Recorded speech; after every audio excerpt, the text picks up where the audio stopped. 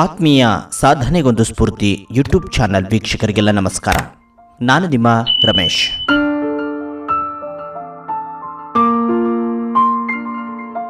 ಆತ್ಮೀಯರೇ, ಈ ಪ್ರಪಂಚದಲ್ಲಿ ಜನಿಸಿದ ಪ್ರತಿಯೊಂದು ಜೀವಿಯೂ ತನ್ನ ಜೀವನ ನಿರ್ವಹಣೆಗಾಗಿ ಶ್ರಮ ಪಡುತ್ತಲೇ ಇರುತ್ತದೆ. ಪಶು ಪಕ್ಷಿಗಳು ಕೇವಲ ತಮ್ಮ ಉದರ ಪೋಷಣೆಯನ್ನು ಮಾತ್ರ ಮಾಡಿಕೊಳ್ಳುತ್ತವೆ. ಆದರೆ ಬುದ್ಧಿವಂತ ಜೀವಿಯಾದ ಮಾನವ ತನ್ನ ಸುಖ ಸಂತೋಷಕ್ಕಾಗಿ ಹರಸಾಹಸ ಪಡುತ್ತಾನೆ. ಇಂದು ಮಾನವ ನೀರಿನಲ್ಲಿ ಈಜಬಲ್ಲ, ಆಕಾಶದಲ್ಲಿ ಹಾರಬಲ್ಲ.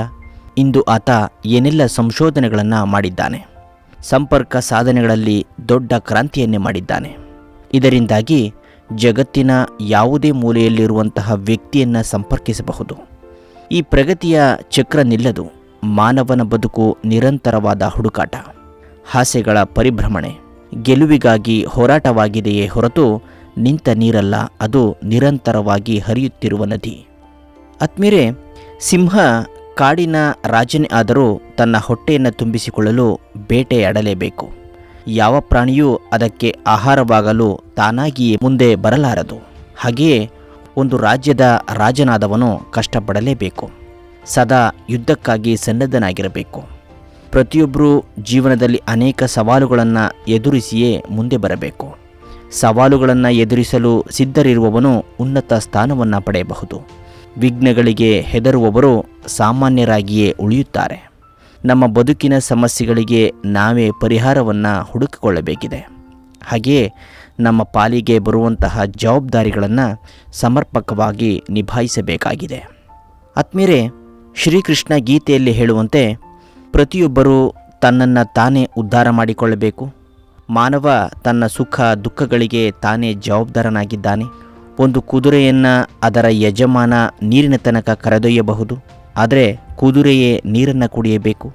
ರೈತ ತನ್ನ ಹೊಲವನ್ನು ಹಸನು ಮಾಡಿ ಬೀಜವನ್ನು ಬಿತ್ತಬಹುದು, ಆದರೆ ಬೀಜಗಳೇ ಮೊಳಕೆಯೊಡೆಯಬೇಕು. ಪಾಲಕರು ತಮ್ಮ ಮಕ್ಕಳನ್ನು ಒಂದು ಒಳ್ಳೆಯ ವಿದ್ಯಾಲಯಕ್ಕೆ ಸೇರಿಸಬಹುದು. ಮಗುವಿನ ವಿದ್ಯಾಭ್ಯಾಸಕ್ಕೆ ಎಲ್ಲ ರೀತಿಯ ಅನುಕೂಲಗಳನ್ನು ಒದಗಿಸಿಕೊಡಬಹುದು, ಆದರೆ ಮಕ್ಕಳೇ ಆಸಕ್ತಿಯಿಂದ ಕಲಿಯಬೇಕು. ತನ್ನ ಬದುಕನ್ನು ರೂಪಿಸಿಕೊಳ್ಳುವಂತಹ ಹೊಣೆಗಾರಿಕೆ ಮಗುವಿನದೇ ಆಗಿರುತ್ತದೆ. ಕ್ಷಣಿಕವಾದ ಆಸೆಗಳನ್ನು ಪೂರೈಸುವುದಕ್ಕೋಸ್ಕರ ವಿದ್ಯಾಭ್ಯಾಸವನ್ನು ನಿರ್ಲಕ್ಷಿಸಿ ಭವಿಷ್ಯವನ್ನು ಹಾಳು ಮಾಡಿಕೊಳ್ಳುವವನಿಂದ ಸಾಧನೆ ಸಾಧ್ಯವಾಗದು. ಹಗಲು ഇരുಳು ತನ್ನ ಗುರಿಯನ್ನು ತಲುಪುವುದಕ್ಕಾಗಿ ಕೆಲಸದಲ್ಲಿ ತಲ್ಲೀನನಾಗಬೇಕು. ಯಶಸ್ಸಿಗೆ 100 ಮೆಟ್ಟಿಲುಗಳಿವೆ ಎನ್ನುವ ಸತ್ಯವನ್ನು ಅರಿಯಬೇಕು. ತಾನು ಸುಖವಾಗಿ ಇರಬೇಕು, ತನ್ನ ಜವಾಬ್ದಾರಿಯನ್ನು ಬೇರೆ ಯಾರಾದರೂ ಹೊರಲಿ ಎನ್ನುವ ಭ್ರಮೆಯಲ್ಲಿ ಇರುವವನು ಯಶಸ್ಸಿನ ಮೆಟ್ಟಿಲನ್ನು ಹೇರಲಾರ. ಇಂದು ನಾವು ಅನೇಕ ರೀತಿಯ ಕ್ಷೇತ್ರಗಳಲ್ಲಿ ಸಾಧನೆ ಮಾಡಿದ ಅನೇಕರನ್ನು ನೋಡ್ತೇವೆ. ಭಾರತ ರತ್ನ ಪ್ರಶಸ್ತಿಯನ್ನು ಮುಡಿಗೇರಿಸಿಕೊಂಡಂತಹ ಸಚಿನ್ ತೆಂಡೂಲ್ಕರ್ ತುಳಿದ ದಾರಿಯೇನೂ ಹೂವಿನ ಹಾಸಿಗೆಯಾಗಿರಲಿಲ್ಲ. 100 ಶತಕಗಳನ್ನು ಗಳಿಸಿದ ತೆಂಡೂಲ್ಕರ್ ಒಂದೊಂದು ರನ್ಗಾಗಿ ಕಷ್ಟಪಟ್ಟಿದ್ದಾರೆ. ಹಾಗೆಯೇ ಅಪಾರ ಅಭಿಮಾನಿಗಳನ್ನು ಹೊಂದಿರುವಂತಹ ಅಮಿತಾಬ್ ಬಚ್ಚನ್ ತಾವು ನಟಿಸಿರುವಂತಹ ಪ್ರತಿ ಪಾತ್ರಕ್ಕೂ ಜೀವ ತುಂಬಿದ್ದಾರೆ. ವಿಶ್ವನಾಥನ್ ಆನಂದ್ ಚದುರಂಗದ ಕಾಯಿಗಳೊಂದಿಗೆ ತಮ್ಮ ಬದುಕನ್ನು ಕಳೆದಿದ್ದಾರೆ. ಟಾಟಾ ತಮ್ಮ ಬದುಕನ್ನು ನನಸಾಗಿಸಲು ಹಗಲಿರುಳು ಶ್ರಮಿಸಿದ್ದಾರೆ. ಅಷ್ಟೇ ಏಕೆ, ಅಂಗವೈಕಲ್ಯದ ಮಧ್ಯೆ ಸಾಧನೆ ಮಾಡಿದಂತಹ ಎಷ್ಟೋ ಜನರು ನಮ್ಮ ನಡುವೆ ಇದ್ದಾರೆ.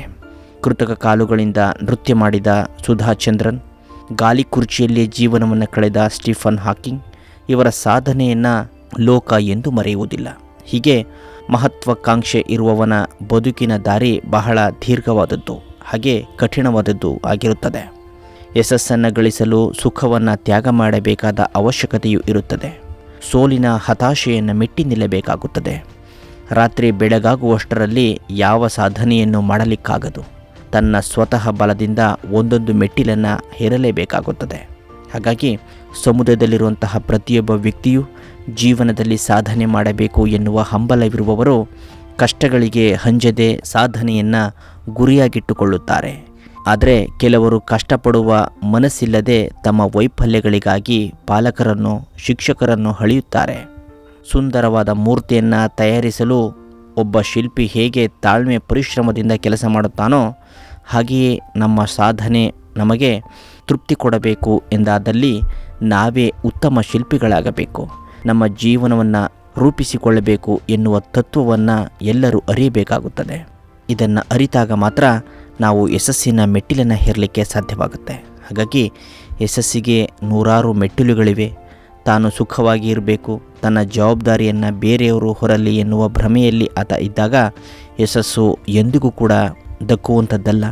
ನಾನು ಆವಾಗಲೇ ಹೇಳಿದಾಗೆ ಭಾರತ ರತ್ನ ಪ್ರಶಸ್ತಿಯಾಗಿರ್ಬೋದು ಅಥವಾ ಇನ್ನಿತರ ಸಾಧಕ ಪ್ರಶಸ್ತಿಗಳನ್ನು ಪಡ್ಕೊಂಡಂತಹ ಅನೇಕ ಯುವಕ ಯುವತಿಯರಿದ್ದಾರೆ, ಸಾಧಕ ಸಾಧಕಿಯರಿದ್ದಾರೆ, ಅಂಗವೈಫಲ್ಯದಿಂದ ಬಳಲ್ತಾ ಇರ್ತಕ್ಕಂಥವರಿದ್ದಾರೆ. ಅವರೆಲ್ಲರಿಗೂ ಕೂಡ ತಾನು ಅಂದ್ಕೊಂಡಂತಹ ಗುರಿಯನ್ನು ತಲುಪಬೇಕು ಅಂತಕ್ಕಂತಹ ಛಲ ಹೊಂದಿದ್ದರ ಪರಿಣಾಮವಾಗಿಯೇ ಇಂದು ಯಶಸ್ವಿ ವ್ಯಕ್ತಿಗಳಾಗಿದ್ದಾರೆ ಹೊರತು ಅವರಿಗೆ ದಿಢೀರನೆ ರಾತ್ರೋರಾತ್ರಿ ಸಕ್ಸಸ್ ಅಂತಕ್ಕಂತಹದ್ದು ಸಿಕ್ಕಿದ್ದಲ್ಲ. ಹಾಗಾಗಿ ಇವುಗಳನ್ನು ಪ್ರತಿಯೊಬ್ಬರು ಅರ್ಥ ಮಾಡಿಕೊಂಡು ಜೀವಿಸಿದಾಗ ನಾವು ಕೂಡ ಯಶಸ್ಸಿನ ಮೆಟ್ಟಿಲನ್ನ ಹೇರಲಿಕ್ಕೆ ಸಾಧ್ಯವಾಗುತ್ತೆ. ಜೊತೆಗೆ ನಮ್ಮ ಏಳಿಗೆಗೆ ನಾವೇ ಶಿಲ್ಪಿಗಳಾಗಿ ಹೊರಹೊಮ್ಮಲಿಕ್ಕೆ ಸಾಧ್ಯವಾಗುತ್ತೆ ಅಂತಕ್ಕಂತಹ ಸಲಹೆಗಳೊಂದಿಗೆ ಇವತ್ತಿನ ಕಾರ್ಯಕ್ರಮಕ್ಕೆ ವಿರಾಮ ಹೇಳ್ತೇನೆ. ಮತ್ತೊಂದು ಕಾರ್ಯಕ್ರಮದ ಜೊತೆ ತಮ್ಮನ್ನು ಭೇಟಿಯಾಗ್ತೀನಿ. ಅಲ್ಲಿಯವರೆಗೂ ನಮಸ್ಕಾರ.